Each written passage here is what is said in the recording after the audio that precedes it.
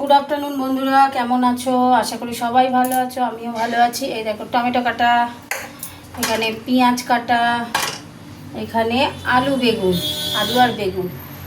তো কি করব, এই যে রটিয়া মাছের ঝোল হবে আজকে আলু বেগুন দিয়ে। চলো দেখতে থাকো কেমন করে করি। চলো, কড়া গরম হয়ে গেছে, সর্ষের তেলে রান্না করব।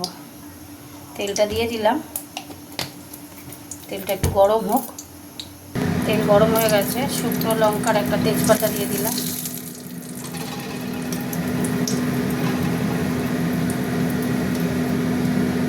এবার দেবো পেঁয়াজ,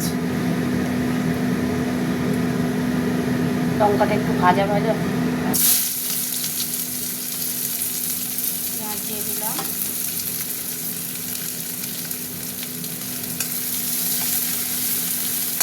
পেঁয়াজটা একটু ভাজা ভাজা হবে, টমেটোটা দিয়ে দিলাম।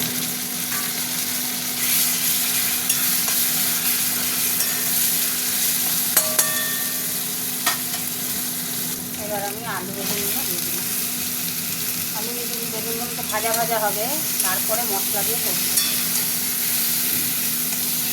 এটি আমার শুধু বানাই, আগে ঝোল হচ্ছে, ঝোল আলু বেগুন দিয়ে ঝোল ভাজা ভাজা হতে থাক। আর যে এখানে মশলা, আদা রসুন বাটা, জিরে গুঁড়ো, ধনে গুঁড়ো, লঙ্কা গুঁড়ো, হলুদ গুঁড়ো সব রেডি করে রেখেছি, ভাজাটা হোক। একটু আলু বেগুন ভাজা হয়ে গেছে, মশলাগুলো দিয়ে দিলাম।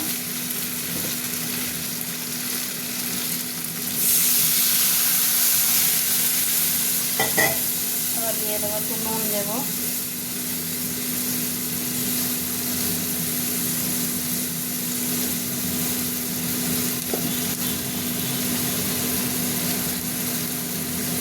অল্প করে একটু মিষ্টি দিয়ে দিলাম।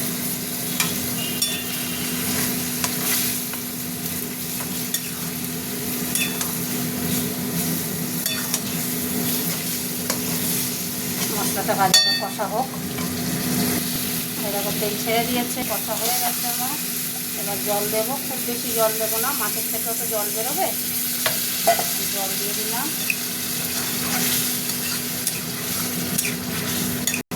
কড়াই লেগে গেছে,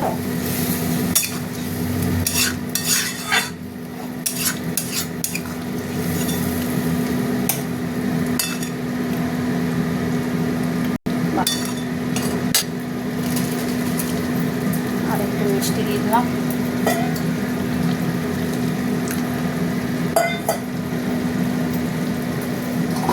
এবার আমি মাছগুলোকে দিয়ে দেবো। এই যে মাছগুলো দিয়ে দিচ্ছি।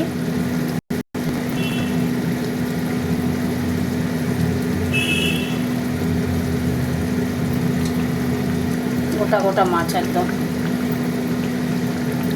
বিভিন্ন ধরনের রান্না করা যায়, এটাও আর এক রকমের রান্না হলো।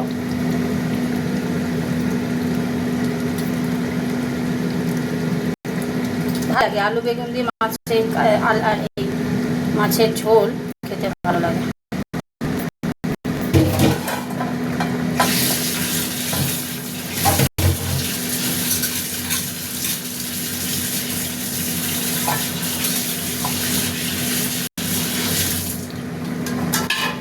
ওতে থাক, কতগুলো লঙ্কা দেবো, কাঁচা লঙ্কা দিয়ে দিলাম।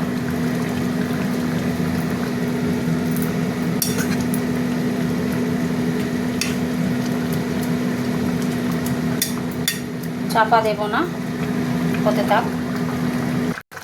এই দেখো আলু সিদ্ধ হয়ে গেছে, এই যে আলু সিদ্ধ হয়ে গেছে। এই হয়ে গেল আমার। ওপরে মাছগুলো আছে, বেগুন তো ভাজতে ভাজতেই সিদ্ধ হয়ে গেছিলো। ব্যাস, লটিয়া মাছ আলু বেগুন দিয়ে ঝোল কমপ্লিট। চাপা দিয়ে দিলাম, গ্যাস করে দিলাম। চলো তোমাদের সাথে একটু কথা বলে নিই। তো আজকে লটিয়া মাছটা দেখলে তো, আলু বেগুন দিয়ে আদা রসুন দিয়ে ঝোল করলাম। তোমরাও করে দেখবে, ভালো লাগে খেতে। তাহলে টাটা, কমেন্ট করো কিন্তু ভুলো না, কেমন?